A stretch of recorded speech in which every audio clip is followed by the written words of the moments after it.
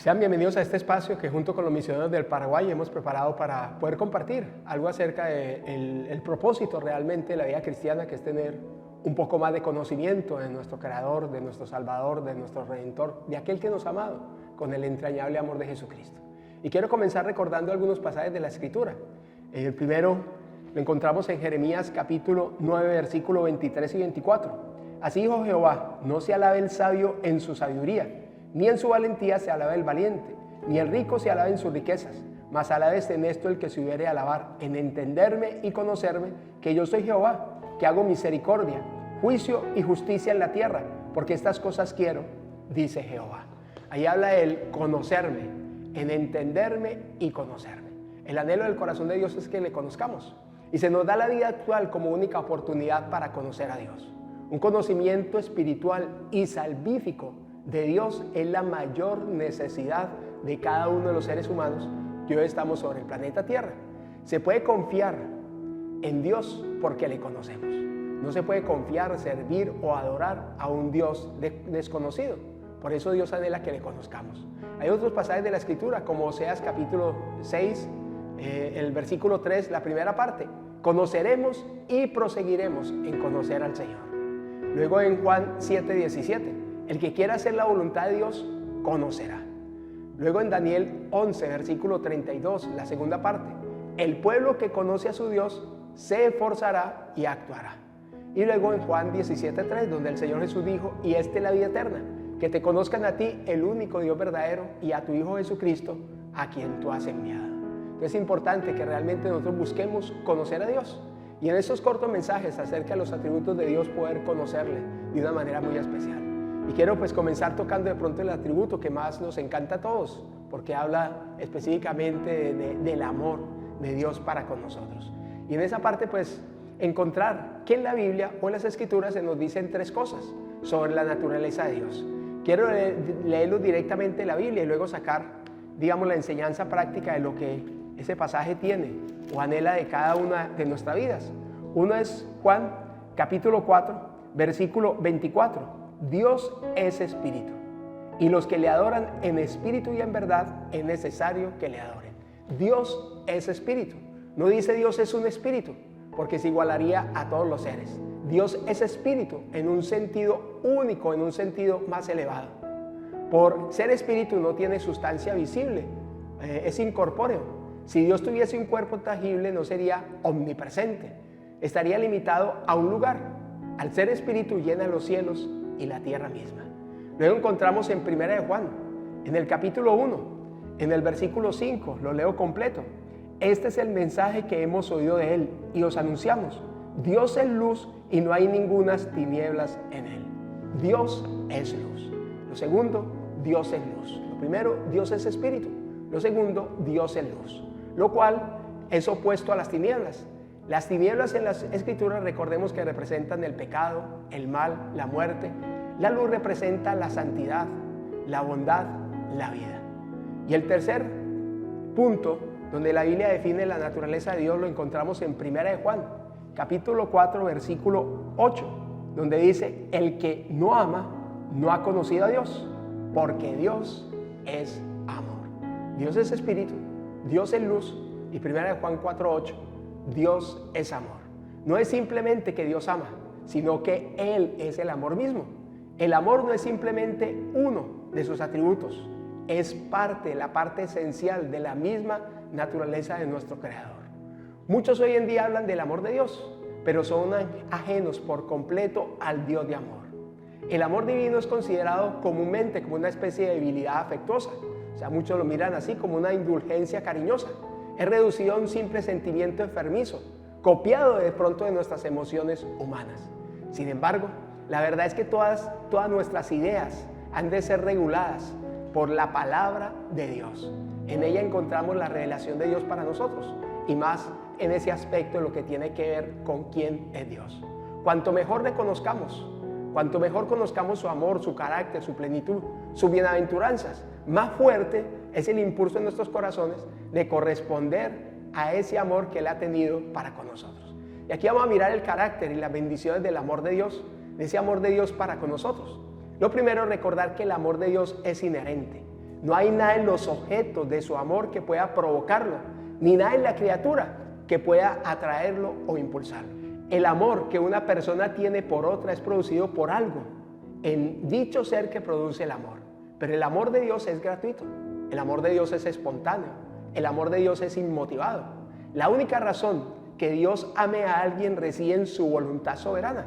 Así lo encontramos en 1 de Juan, en el capítulo 4, en ese versículo 19.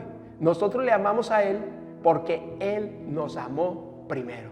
Nosotros le amamos a Él porque Él nos amó primero. Nada influyó en su amor por nosotros. Y recordad Deuteronomio capítulo 7, versículos 7 y 8. No por ser vosotros más que todos los pueblos ha querido Jehová y os ha escogido, pues vosotros eras el más insignificante de todos los pueblos, sino por cuanto Jehová os amó y quiso guardar el juramento que juró a vuestros padres. Os ha sacado Jehová con mano poderosa y os ha rescatado de la servidumbre de la mano de Faraón, rey de Egipto. El amor de Dios por nosotros, ese amor que es inherente. Lo segundo, el amor de Dios es eterno y necesariamente debe ser así. Dios es eterno, Dios es amor, por lo tanto Él no tuvo principio, tampoco su amor lo tiene. Cuando no podemos comprender, nosotros estamos llamados a adorar.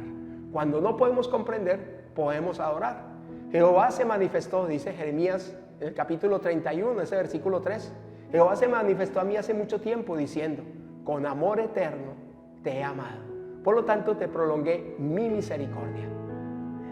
Él nos amó, Él nos ama y sencillamente Él nos ha amado innumerables siglos antes de nuestra existencia.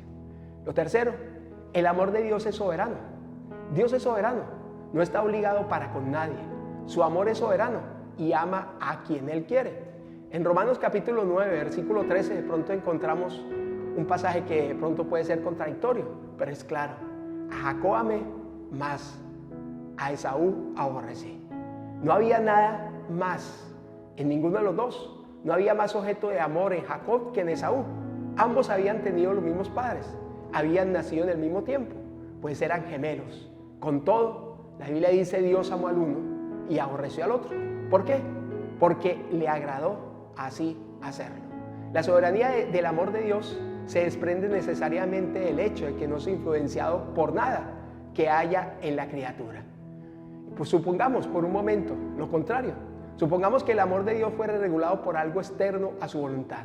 En tal caso, su amor sería por obligación. Y siendo así, Él estaría bajo una regla de amor, de la misma que, lejos de ser libre, Dios mismo sería gobernado por una ley. Y aquí recordar Efesios capítulo 1, versículo 4 y 5. Según nos escogió en Él antes de la fundación del mundo, para que fuésemos santos y sin mancha delante de Él, en amor, habiéndonos predestinado para ser adoptados hijos suyos, por medio de Jesucristo, según el puro afecto de su voluntad. ¿Algún mérito vio en nosotros? No, sino según el puro afecto de su voluntad. Lo cuarto, el amor de Dios es infinito. Todo lo referente a Dios es infinito. Su sustancia llena los cielos y la tierra. Su sabiduría es ilimitada, porque Él conoce todo, el pasado, el presente y el futuro. Su poder es inmenso, porque no hay nada imposible para Él. Asimismo, su amor no tiene límite. Tiene una profundidad que nadie puede sondear, una altura que nadie puede escalar, una longitud y una anchura que están más allá de toda medida humana. Y recordemos Efesios capítulo 3, versículo 18. Seáis plenamente capaces de comprender con todos los santos cuál sea la anchura, la longitud, la profundidad y la altura del amor de Dios, de ese amor extraordinario que Él tiene para con nosotros. En Efesios capítulo 2, en el versículo 4, la Biblia nos recuerda, pero Dios, que rico en misericordia, por su gran amor con que nos amó. La palabra gran aquí es sinónima de tal manera amó Dios al mundo, que aparece en Juan 3:16. Nos habla de un amor tan sobresaliente que no podría ser calculado. En Efesios 3:19, entendiendo no existe lengua que pueda expresar lo infinito del amor de Dios, ni mente que pueda comprenderlo. En Efesios dice muy claro, excede a todo conocimiento. Efesios 3:19. Las más vastas ideas de la mente finita no pueden formar el amor que Dios, el amor divino que Él tiene por nosotros. O sea, conocer realmente su verdadera naturaleza. En Isaías 55 aparece otro pasaje, versículo 8 y 9, porque mis pensamientos no son vuestros pensamientos, ni vuestros caminos mis caminos. Como son más altos los cielos que la tierra, así son mis caminos más altos que vuestros caminos y mis pensamientos más que vuestros pensamientos. Allí nos habla, repito, de ese extraordinario amor, el amor de Dios infinito por nosotros. Lo quinto, el amor de Dios es inmutable. En Dios no hay mudanza ni sombra de variación. Así lo define Santiago 1:17. Tampoco su amor conoce cambio o disminución. El engañador Jacob ofrece un ejemplo poderoso de esta verdad. A Jacob amé, declaró el Señor, a pesar de toda la incredulidad, de toda la desobediencia. Él nunca dejó de amarle. En Juan 3:1 el Señor Jesús expresó, como había amado a los suyos que estaban en el mundo, los amó hasta el fin. El amor divino es fuerte como la muerte. Las muchas aguas no podrán apagarlo. Así lo encontramos también en Cantar de los Cantares, versículos 6 y 7. El amor de Dios es extraordinario, es infinito. Nada puede separarnos del amor de Dios. Romanos 8, que es un pasaje también bien conocido por todos y que realmente es importante porque es un pasaje que define nuestra vida.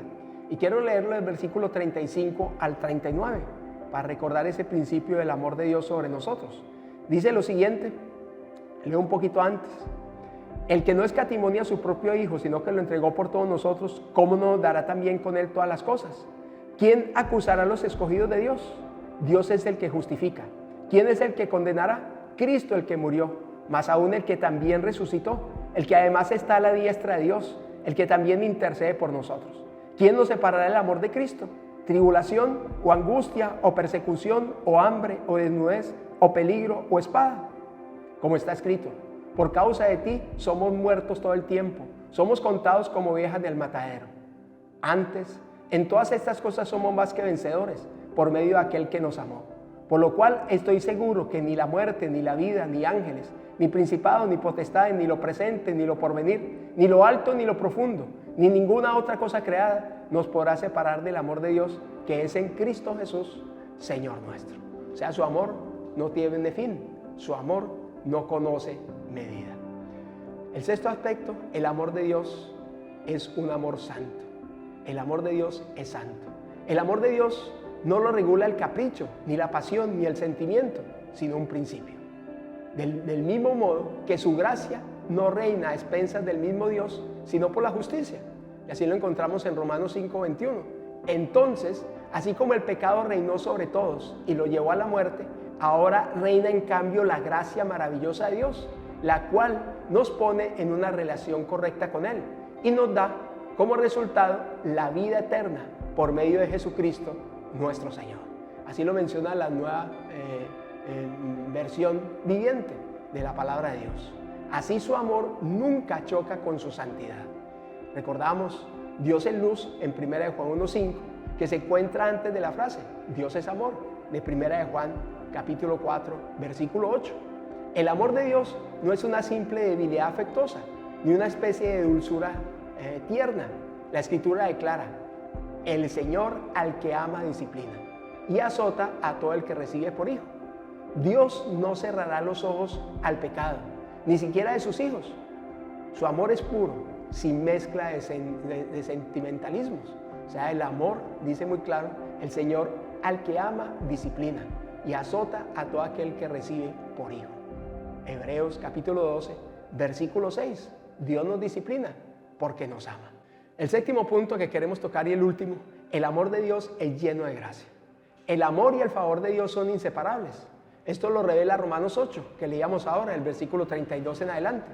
La idea y el alcance del contexto se percibe claramente que este amor, del cual no podemos ser separados, es la voluntad, la buena voluntad y la gracia de Dios que le determinaron a dar a sus hijos por los pecadores. Ese amor fue el poder impulsor de la encarnación de nuestro Señor y Salvador. Recordemos de nuevo Juan 3:16, de tal manera amó Dios al mundo que ha dado a su Hijo unigénito, para que todo aquel que en Él crea no se pierda, mas tenga vida eterna. Cristo no murió para hacer que Dios nos amara, sino que Él nos amaba desde antes, desde la eternidad. El Calvario es la demostración suprema del amor divino. Siempre que seamos tentados a dudar del amor de Dios, recordemos el Calvario. Y quiero terminar con este pasaje de 2 de Corintios, capítulo 5, versículos 14 y 15, en palabras del apóstol Pablo. Porque el amor de Cristo nos constriñe pensando esto, que si uno murió por todos, luego todos murieron. Y por todos murió, para que los que iban ya no iban para sí, sino para aquel que murió y resucitó por ellos. Quiero terminar este tiempito invitándoles a hacer una oración y pedir a Dios que, así como el Señor Jesús abrió el entendimiento de los apóstoles, de sus discípulos, Dios abra nuestro entendimiento para comprender también cada uno de estos atributos que hablan de la grandeza, de la soberanía, de todo lo que Él en su majestad es.